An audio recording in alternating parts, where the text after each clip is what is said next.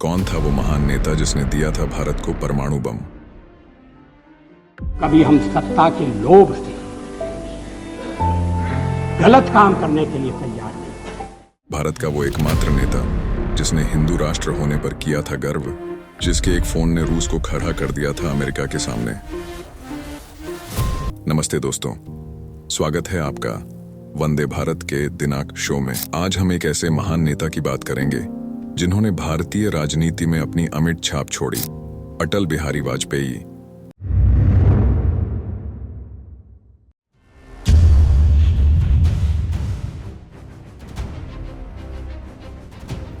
सोलह अगस्त 2018 को उन्होंने इस दुनिया को अलविदा कह दिया, लेकिन उनकी यादें और उनके योगदान आज भी हमारे दिलों में जिंदा हैं।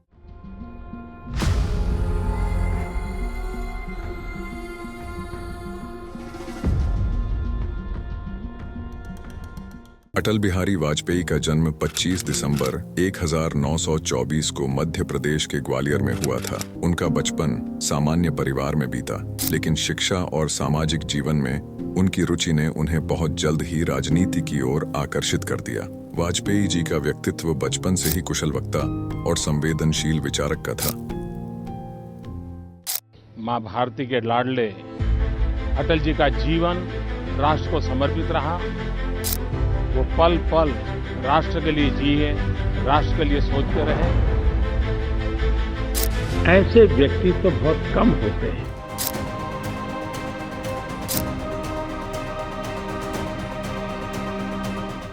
एक 1942 के भारत छोड़ो आंदोलन में उन्होंने सक्रिय रूप से भाग लिया और जेल भी गए। उनकी भाषण देने की कला और राजनीति के प्रति उनके समर्पण ने उन्हें भारतीय जनसंघ का महत्वपूर्ण चेहरा बना दिया। और मैं चाहता हूं ये परंपरा बनी रहे, ये प्रकृति बनी रहे। सत्ता का खेल तो चलेगा, सरकारें आएंगी जाएंगी, पार्टियां बनेगी बिगड़ेंगी, मगर ये देश रहना चाहिए। बाद में जब भारतीय जनता पार्टी बीजेपी का गठन हुआ तो अटल जी इसके संस्थापक सदस्यों में से एक बने और अपनी नेतृत्व क्षमता से पार्टी को नई ऊंचाइयों तक पहुंचाया। मौत से मनुष्य की हमेशा ठनती है। जूझने का मेरा कोई इरादा न था, मोड़ पर मिलेंगे इसका वादा न था।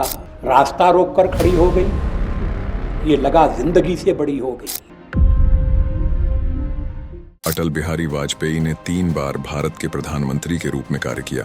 1996, 1998 और 1999 से 2004 तक उनकी सरकार में भारत ने कई महत्वपूर्ण उपलब्धियां हासिल की।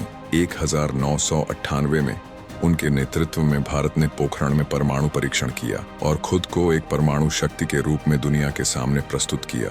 यह निर्णय कठिन था, लेकिन अटल जी ने दृढ़ संकल्प के साथ इसे पूरा किया।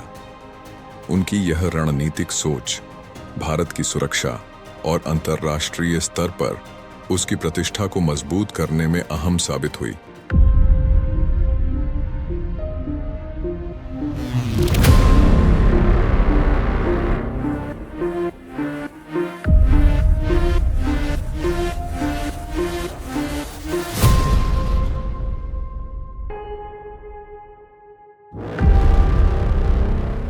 एक 1999 में कारगिल युद्ध के दौरान भी वाजपेयी जी के नेतृत्व ने देश को संकट से बाहर निकाला।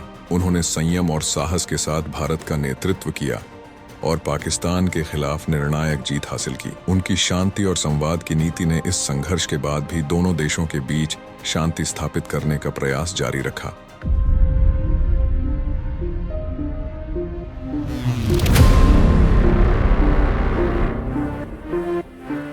अटल बिहारी वाजपेयी का भाषण देने का अंदाज निराला था। उनके शब्दों में जोश, ऊर्जा और संवेदना होती थी जो सीधे जनता के दिलों को छू जाती थी। उनके द्वारा दिए गए कई भाषण आज भी हमें प्रेरित करते हैं, जैसे उनका शांति, एकता और विकास का संदेश जो उन्होंने संयुक्त राष्ट्र महासभा में दिया था।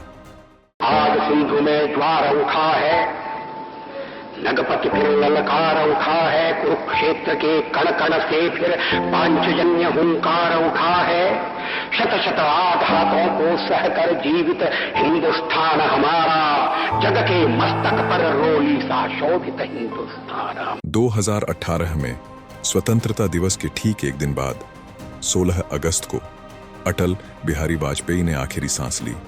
उनकी मृत्यु ने भारतीय राजनीति में एक युग का अंत कर दिया, लेकिन उनका योगदान, उनकी नीतियां और उनकी विरासत आज भी हमारे देश की विकास यात्रा में महत्वपूर्ण भूमिका निभा रही है। अटल बिहारी वाजपेयी न केवल एक नेता थे, बल्कि एक ऐसे महान विचारक और मानवतावादी थे जिन्होंने भारत को आगे बढ़ाने के लिए अपनी पूरी जिंदगी समर्पित कर दी। उनकी स्मृतियां हमें हमेशा प्रेरित करेंगी और उनके विचार हमें सही दिशा दिखाते रहेंगे।